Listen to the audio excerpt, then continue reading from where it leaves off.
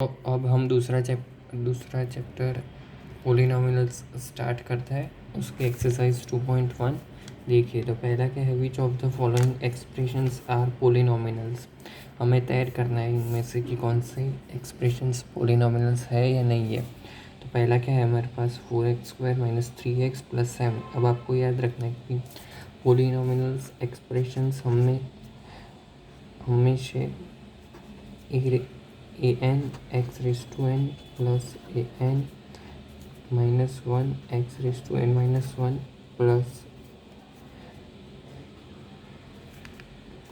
a⁴a1x plus a0 इसी form में polynomials expressions आते हैं, वेयर an-1 a1 और a0 क्या है, वो कांस्टेंट है। और ये जो x⁴n वाला जो टर्म है वो हमारे वेरिएबल हो गए। तो देखिए ये इस फॉर्म में ही है ना, देखिए x।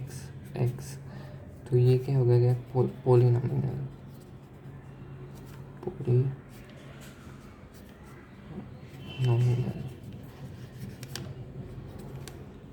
y² plus √2।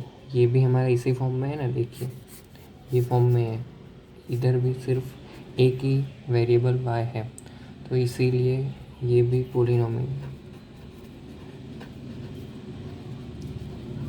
Polynomial equation होगा। इधर देखिए, इसको हम ऐसे भी लिख सकते हैं 3⁻² प्लस t√2।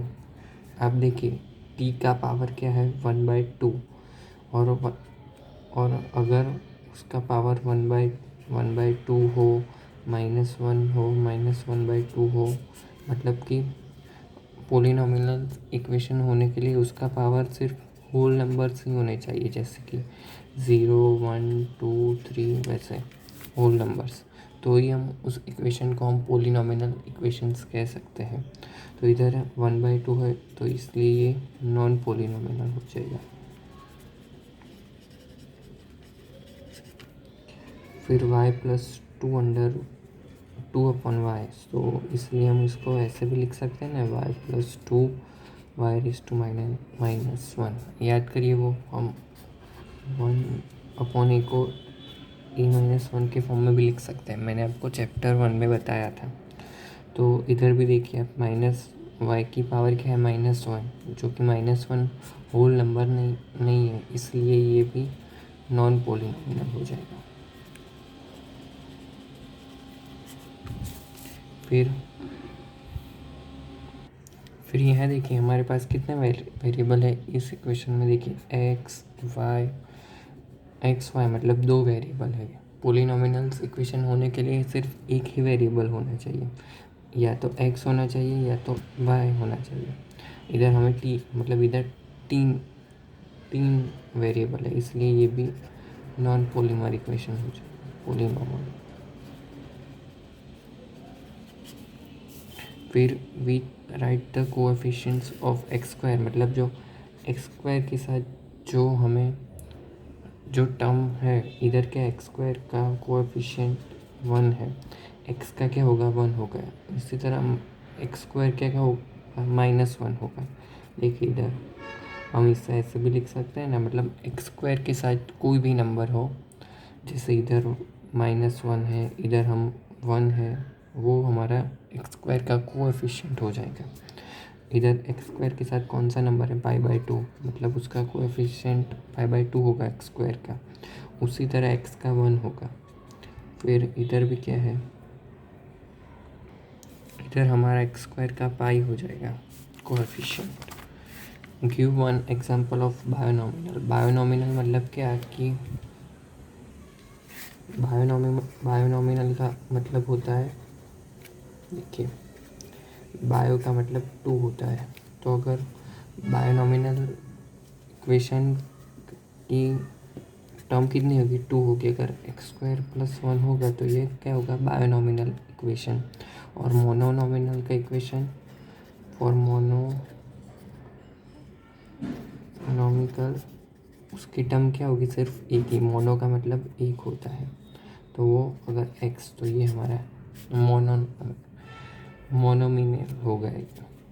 तो give one example of binomial of degree 35 and of a monomial of degree 100।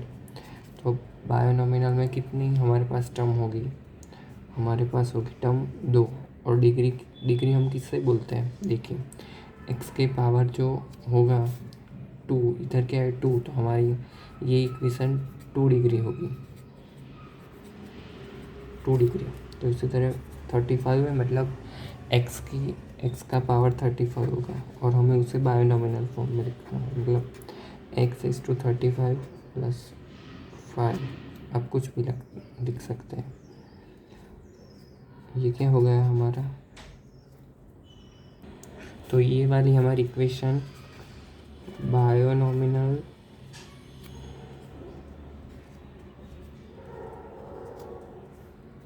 Of degree 35 की हो जाएगी, और मोनोमिनल डिग्री 100, मतलब 2x डिग्री हम 100 हमें रखनी है। और ये मोनोमिनल मतलब उसकी टर्म कितनी चाहिए, सिर्फ एक ही चाहिए, एक ही वेरिएबल होना चाहिए। तो इससे हम क्या कहेंगे, सिर्फ एक ही टर्म होनी चाहिए मोनोमिनल में। Monomial of degree 100। अब क्या है, write the degree of each of the polynomials. तो इधर हमें एक्स का जो हाईएस्ट पावर है उससे हम डिग्री कहेंगे। तो इधर फर्स्ट इक्वेशन में देखिए आप, एक्स की हाईएस्ट पावर कितनी है, 3 है, तो ये 3rd डिग्री हो जाएगा। 4 - y² में हाईएस्ट डिग्री 2 है, तो इसलिए 2 डिग्री हो जाएगा। उसी तरह टी की कितनी, टी का पावर क्या है, 1 है, इसलिए 1 डिग्री। और इधर 0 हो जाएगी, 0 क्योंकि कोई वेरिएबल ही नहीं है, इसलिए 0 डिग्री हो जाएगी। फिर क्या है देखिए, classify the following as a linear, quadratic and cubic polynomials. Linear में क्या होता है, लीनियर में उसकी डिग्री, लीनियर में सिर्फ एक ही टर्म होती है। क्वाड्रिक में 2 होती है, 2 टर्म होती है। और क्यूबिक में 3 टर्म होती है। मतलब लीनियर की डिग्री 1 होती है, क्वाड्रिक की 2 होती है, और क्यूबिक की 3 डिग्री होती है। इधर देखिए इक्वेशन में हाईएस्ट डिग्री एक्स का पावर क्या है 2, तो ये 2 डिग्री है, इसीलिए हम इसे क्वाड्रिक पोलिनोमियल कहेंगे।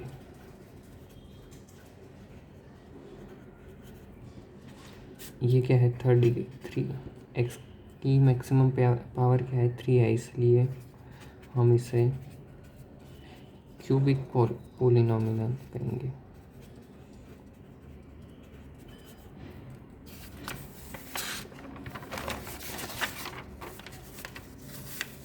फिर यहाँ मैक्सिमम पावर 2 है, इसलिए हम इसे क्वाड्रिक पोलिनोमियल कहेंगे। इधर 1 है, एक्स की मैक्सिमम की इधर पावर क्या है 1 है, इसलिए हम लीनियर कहेंगे। इधर भी क्या है 1 है, इसलिए हम लीनियर। इधर 2 है, इसलिए फिर क्वाड्रिक। और इधर क्या है 3 है, इसलिए क्यूबिक पोलिनोमियल्स।